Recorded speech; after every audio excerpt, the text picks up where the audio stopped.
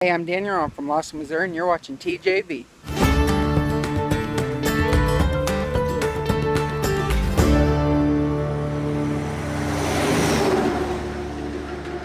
Morning to you. It's not even morning yet. I don't even think it's morning yet. It is a glorious 3:30 in the morning. It's time to get going. No one on earth should be awake at this hour. I'm just gonna throw that out there. So we're headed to Saskatoon. We are in, just east of Winnipeg. We're gonna take this trailer all the way to Saskatoon, and then we're gonna come back here, and that's the plan for the next day or two. I should get to Saskatoon today around between noon and 2 o'clock their time, mountain time. Oh man, it's early. And then I might even get a little ways back yet. Let's do it. Here we go. Headed westbound. At 4 in the morning. Just throwing that in there. It's still 4 in the morning. I'm actually feeling pretty good. I went to bed early last night. Pretty proud of myself. The sun was still up when I went to sleep. How backwards is that? Wow, this is like a whole new way of life. We're gonna get to see the sunrise in our mirrors today. It's gonna rise behind us. That's unheard of for me. Wow, I haven't seen that in a while. Timmy's, you better be open, Timmy's. I need you, Timmy's. Oh good, I see people in there. Oh good.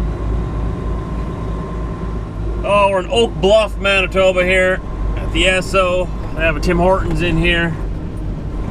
Gonna go grab ourselves some life-giving coffee. Oh, look, the sky's lighting up there already. Oh, wow. Wow. Well, we're here in Saskatchewan.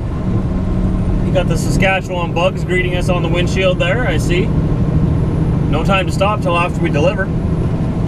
We got the classic Saskatchewan type of road repair going on here. Loose gravel on the Trans-Canada. That's a uniquely, distinctly Saskatchewan thing to do. They do that every year, and I don't know why.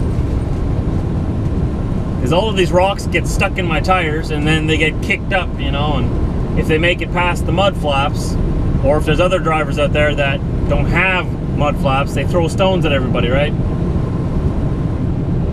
But hey, this is the way they do it, and that's the way it is. So it's the way we'll drive on it. Well, here we go. Looks like we're done here. Very interesting. You see now, the speed limit goes back up to 110. But all of these vehicles have got those little rocks stuck between their treads on their tires, right? And they're going to kick them loose in the next couple of miles at the cars behind them. Why I'm a little bit further behind these guys in front of me. I let them get far enough ahead of me that it wouldn't matter. It's just what you gotta do. It's the way it is. So I have driven 6 hours today already. It's not even noon. It's 9:30. How is that even possible? Oh, wait, it's 9:30 here, 10:30 back home. Okay, I'm in the next time zone. I'm gonna try this alternate route, taking me past Balgonie here into north part of Regina. Turn right on 364. No, man, you don't know what you're talking about. It's not a shortcut, but seeing as there's so much construction on the Trans-Canada on the way into Regina, I'm gonna take this route and see if it's any faster. I think it should be, as long as there's not construction on this road too. Like, come on. Do one at a time, one at a time. This way is definitely better. No construction here, full highway speed. I don't know why I didn't think of this sooner. It's a good shortcut if you're going to Saskatoon or into the north of Regina. What highway is this? 46, 43? I didn't even look. I just know that it was an alternate route here. Now you guys know the secret. Now this highway's gonna get all packed up. But at least there's no construction here. Saved me a lot of time. Here's where a lot of our diesel fuel comes from that we pump into our trucks in the west. There's one here and there's one in Edmonton, I believe.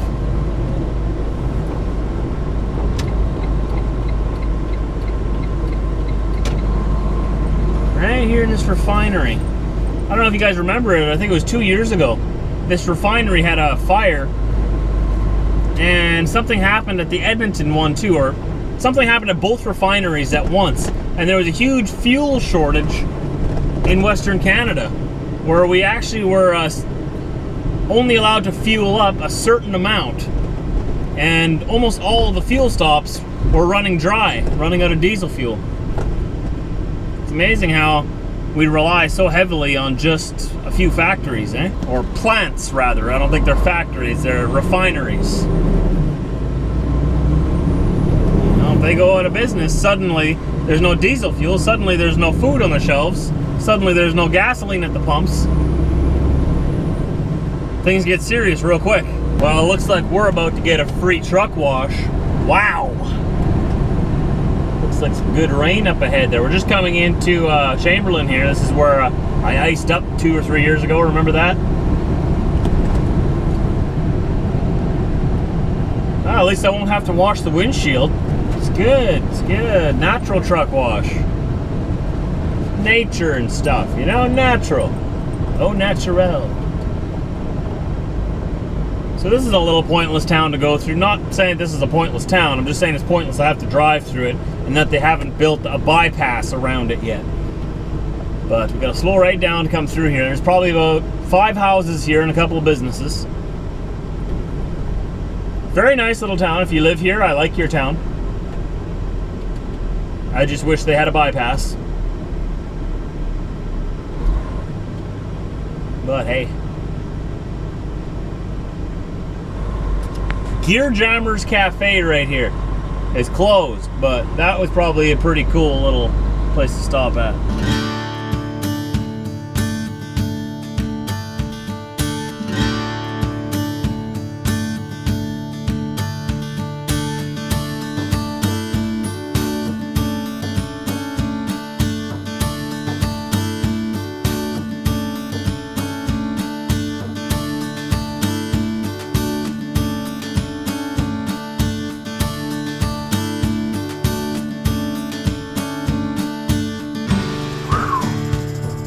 That was quite the drive, but we made it. We made it with minimal stops, just bathroom breaks. So now, while they unload me, I'm gonna go take a nap, and it's gonna be glorious. It's gonna be amazing. And you're not invited.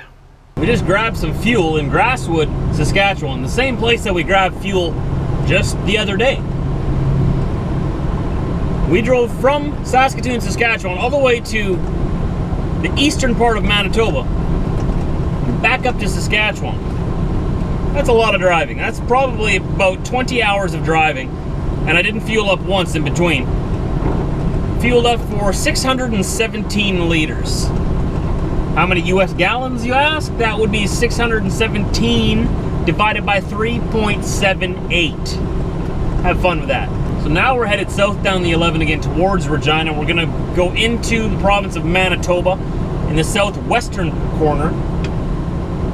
Drop this trailer off, pick up the other trailer that's loaded and waiting for me, and we're going to pull that back to the yard. And tomorrow afternoon, looks like we're leaving the yard, headed towards Calgary. So we're going to be going through Saskatchewan again into Alberta. You know, I'm staying closer to home, but I am sure getting a lot more miles by staying closer to home. I've noticed that.